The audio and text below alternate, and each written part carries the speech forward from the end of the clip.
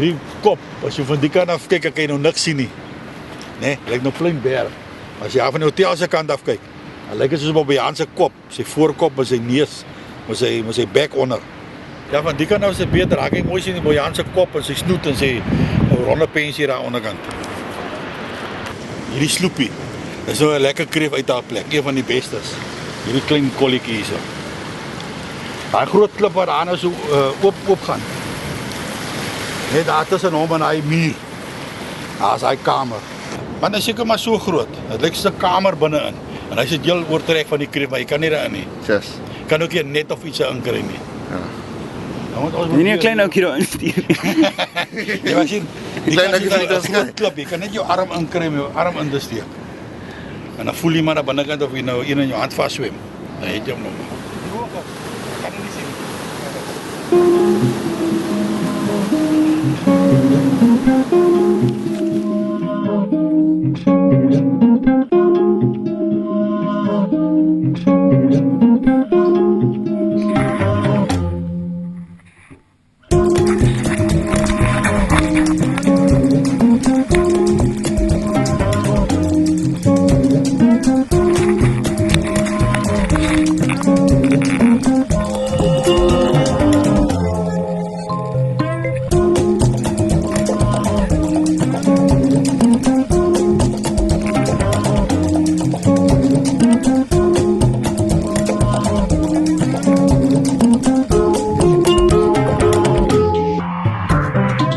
Jy kom in 'n geborge ruimte. 'n Labirint is nie in 'n doolhof nie.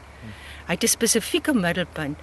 Ek sien dit byvoorbeeld, ek het gestap tot in die middel. Dit is 'n metafoor van my lewe. Nou stap ek terug.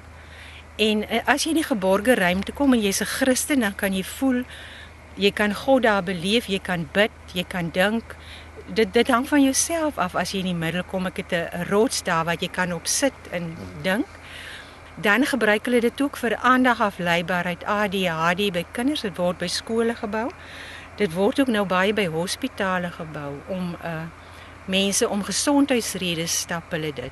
Hulle het selfs gevind om perdelabirinte te bou. Hulle beweer dat as 'n perd wat die labirint gestap het en hy moet aan 'n resies deelneem dat hy beter vaar.